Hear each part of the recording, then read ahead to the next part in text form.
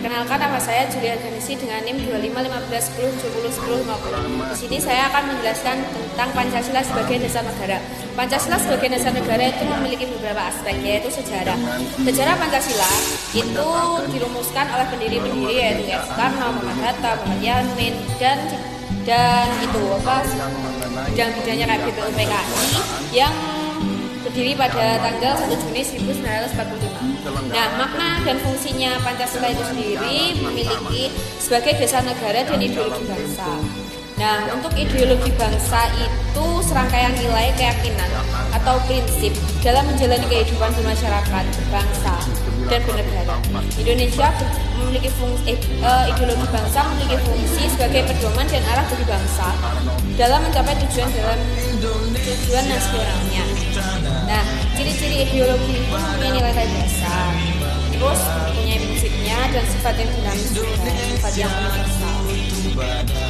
Nah, untuk prinsip-prinsip dasarnya itu terdiri dari 5 sila, yaitu ketuhanan yang Maha Esa, kemanusiaan yang adil dan beradab, persatuan Indonesia, kerakyatan yang dipimpin oleh hikmat kebijaksanaan dalam permusyawaratan perwakilan, dan keadilan sosial bagi seluruh rakyat Indonesia.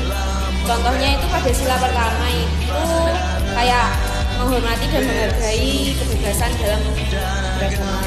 Nah, kalau sila kedua itu menghormati dan menghargai hak asasi manusia.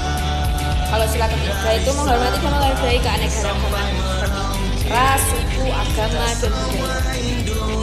Sila keempat itu mengembangkan demokrasi dan partisipasi rakyat dalam proses pengambilan keputusan, bermusyawarah itu ya. Nah, untuk sila kelima sendiri itu menghormati dan menghargai hak orang lain untuk mendapatkan kehidupan yang layak. Nah,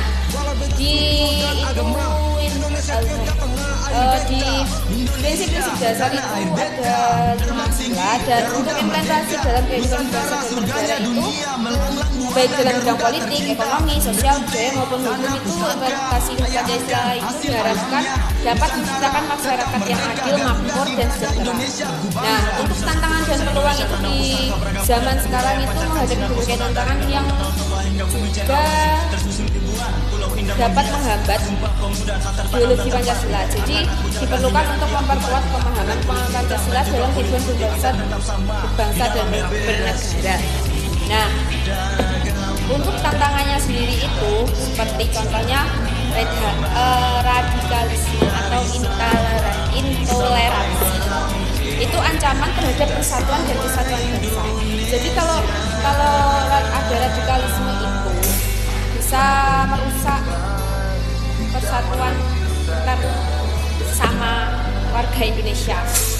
Nah, untuk juga ada korupsi dan juga penyalahgunaan kekuasaan. Jadi kayak pemerintah itu banyak yang korupsi. Itu gara-gara dia dibutakan oleh uang dan dia itu punya kekuasaan yang tinggi. Itu mengancam keadilan dan kemakmuran rakyat. Karena kalau ada korupsi, itu rakyatnya bakal sengsara. Dan ketimpangan ekonomi itu mengancam keadilan sosial dan kesejahteraan. Jadi kalau dia kayak yang dibedakan antara yang ekonominya sedang dan ekonominya yang baik, itu bisa bikin Indonesia pecah ya. Jadi harus sama rata, kayak dikasih sos gitu. Nah, untuk globalisasi dan pengaruh budaya asing untuk mengancam identitas dan nilai-nilai budaya Indonesia. Peluangnya itu sangat banyak. Kemajuan teknologi itu meningkatkan kualitas hidup dan memfasilitasi pembangunan nasional. Nah, untuk kerjasama internasional sendiri itu meningkatkan posisi Indonesia di kancah global dan memfasilitasi pembangunan nasional. Demokratisasi dan partisipasi rakyat itu meningkatkan kesadaran akan partisipasi rakyat dalam proses pembangunan nasional. Jadi rakyat itu melalui demokrasi dan partisipasi itu rakyat bisa lebih berkembang dalam berpikir, dan juga yang terakhir potensi sumber daya alam, meningkatkan kemakmuran dan kesejahteraan rakyat Indonesia. Jadi sumber daya alam itu harus dijaga, karena kalau tidak bakal kayak gimana ya,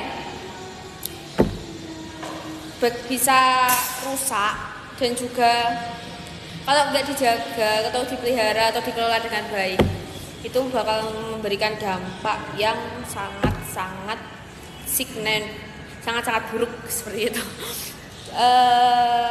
Dengan memahami tantangan dan peluang bangsa Indonesia, itu dapat meningkatkan kesadaran dan upaya untuk mengimplementasikan Pancasila secara efektif untuk mencapai tujuan nasionalisme, untuk mencapai tujuan bersama.